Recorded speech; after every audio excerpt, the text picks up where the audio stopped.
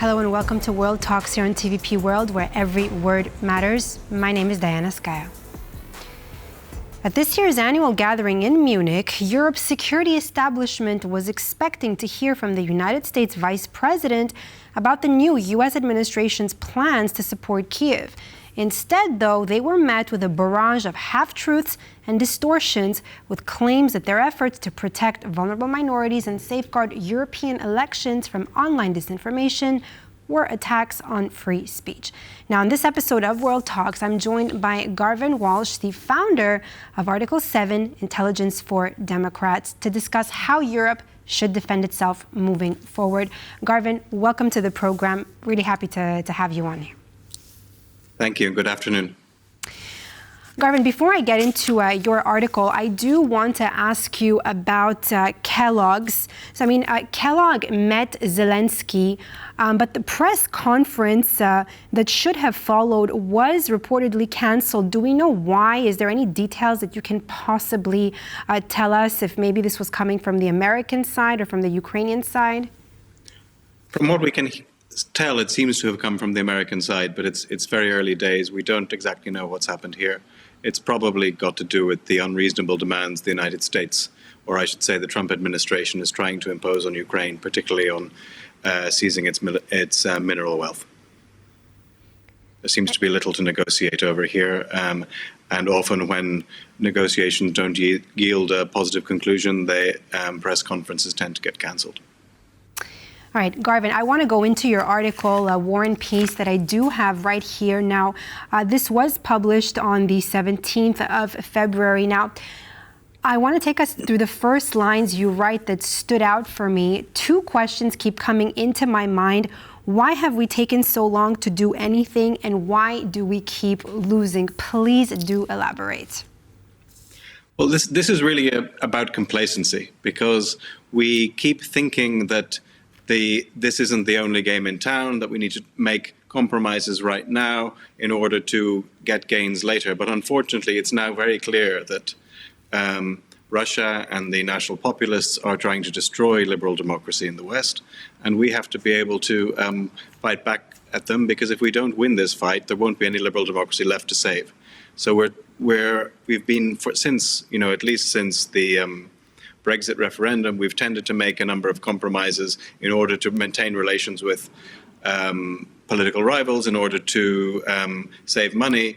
And these things have turned out to be bad bets, because we've ended up losing these battles because we haven't committed fully to them. And the result is the international situation we're seeing now, where we're on the cusp of an American withdrawal from defending Europe for the first time since the end of the Second World War. Right. Now, you just mentioned defending Europe. Now, you argue that Europe should have here acted sooner in many areas, such as defense spending and reducing dependence on Russian gas. Now, in your view, what are the key factors that have delayed these actions?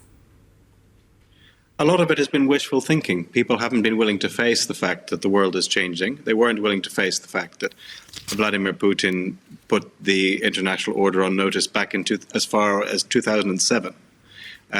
Despite the fact that he invaded Georgia in 2008, the West carried on with business as usual. Even after the first invasion of Ukraine in 2014, Germany continued to import Russian gas and completed the Nord Stream 2 pipeline. There's clearly a lack of reality and a desperate hope that things weren't going to change, instead of preparing for the situation we find ourselves in now.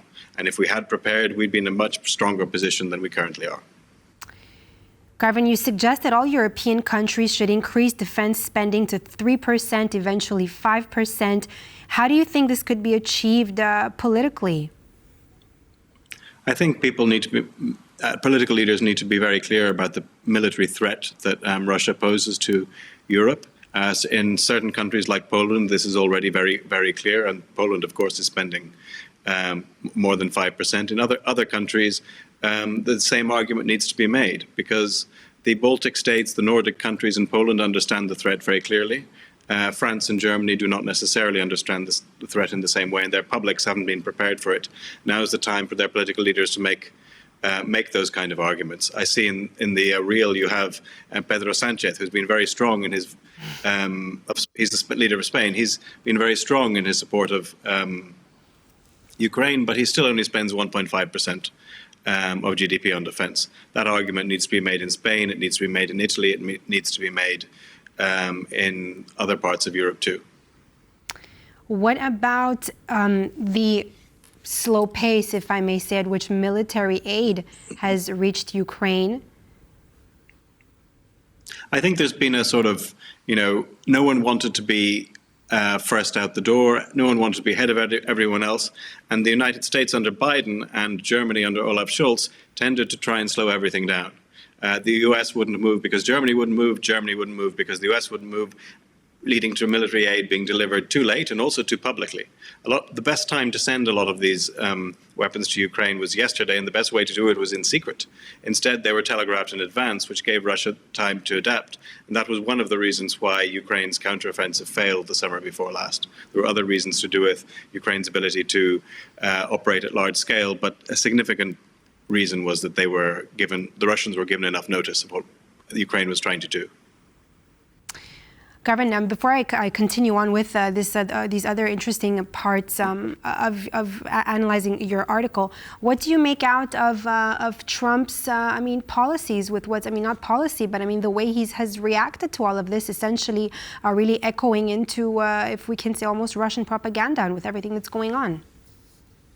He has repeated several lines from Russian propaganda. He has failed to attribute responsibility for the war to Russia. He has made all kinds of other moves about trying to invite Russia back into the G8.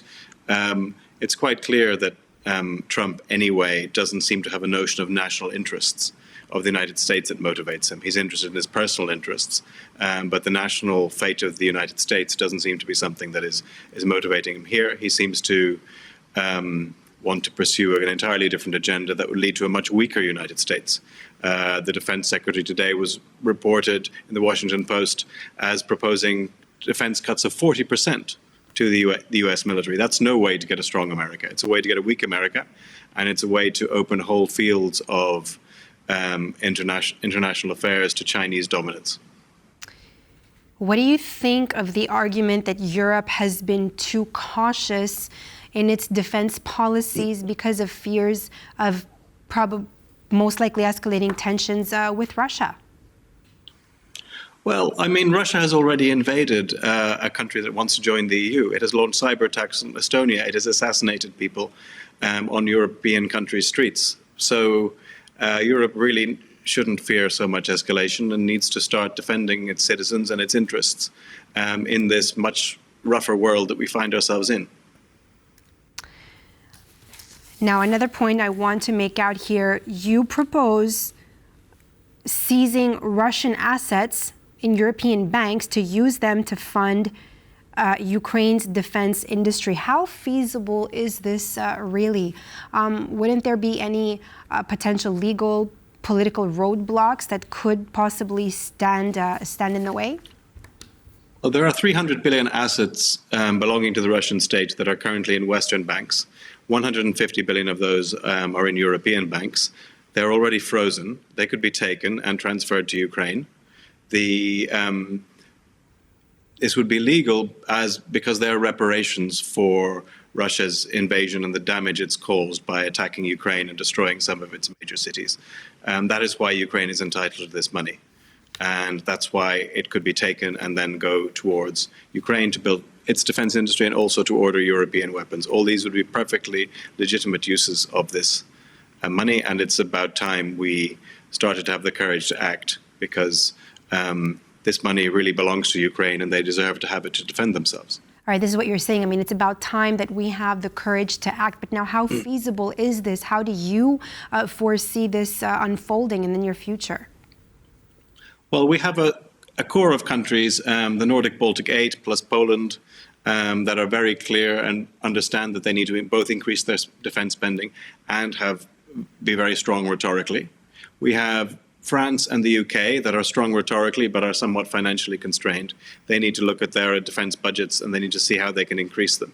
Then there are countries like Italy and Germany that have been more cautious until now. In Italy, it's got to do with the foreign policy establishment, although the Prime Minister, Giorgia Meloni, has been very strong in her support of Ukraine. In Germany, it's a wider question of German alignment. And what I would say to the Germans is that their main foreign policy goal is stability and unity of Europe's democracies, both to Germany's west, that is France, and Germany's east, so that's Poland, that's the Baltic states, and of course it's also Ukraine. German policy needs Ukraine to be able to succeed, and they need to be able to show that a stable eastern flank of Germany is possible.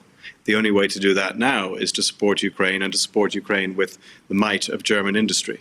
At the moment in Germany, there is a lot of worries about the decline of the car industry as they're being replaced by electric vehicles. Many of the internal combustion engineers and that internal combustion supply chain can be transferred to military uses. But the government in Germany and other European governments need to make the orders that are needed so that the manufacturing plants can be transferred to military production. Garvin, aside from Germany, I mean, of course, which is definitely, if not one of the most important countries in Europe, of course, but what role do you think that Sweden and Norway should play in supporting Ukraine on their end, of course, militarily? I mean, do you think that they're actually doing enough? I mean, Norway has made a lot of extra supernormal profits from the increase in oil prices as a result of the war. These have gone into its oil fund, which is there obviously to protect Norwegian interests. And one of the most important things for Norwegian interests is defending Ukraine and defending Europe from Russian aggression. So it should transfer this money to increase artillery production, to particularly increase air defense ammunition production. These are the two critical shortages Ukraine faces on the front line right now, and could be swiftly remedied if the right kind of money can be supplied to existing manufacturing plants, or to convert existing manufacturing plants to 2 or 3 shifts per day. This is already happening in Finland, for example, but doesn't seem to be happening across the EU more generally. Sweden, of course, has the very high-quality Gripen fighter. This Gripen fighter is ideally suited to Ukrainian conditions because it doesn't require air superiority to operate. It can take off at land and land in short landing strips and even motorways, and it's very easy to maintain. This would be extremely useful for the Ukrainians. Now, at the moment, it has about 100 of these fighters defending Swedish airspace, and I argue that the UK, plus maybe France, maybe Italy, should cover Swedish airspace while it's able to replace those Gripens, and it can send those Gripens to Ukraine, where they can help defend Ukraine from a Russian air attack. I just read that exactly what you said right here, Galvin. Now, you also suggest that Europe needs to pick up the pieces after defeating irrational actors like Putin and Trump. How do you envision Europe rebuilding post-conflict? Well, what I want to say here is that a lot of people are justifiably angry at the Trump administration or trying to take this out on the United States. It's very important that we distinguish between the Trump administration and the American people. Trump is exceeding his constitutional powers. They may have elected him to be president. They didn't elect him to be king of America. And he's currently taking a wrecking ball to the American federal government. He is weakening their health system. He's weakening their research system. He's weakening all these areas where the United States has been a world leader and a benefit to mankind. Here we are in Europe. We have about $2.5 trillion invested in the United States. They have $2.5 trillion invested in Europe. We are essentially family in the same part of civilization here, and we can't simply abandon the United States to its own fate. We're going to have to find some ways of being able to help the United States get back on its feet after this destructive period in American government is over. And very interesting choice of words there, destructive period. Garvin Walsh, founder of Article 7 Intelligence for Democrats, thank you so much for all your insights and input here on TVP World Talks here this evening. Thank you so much. Thank you very much. And that's all for this edition of World Talks here on TVP World. I'm Diana Skaya. Thanks for watching.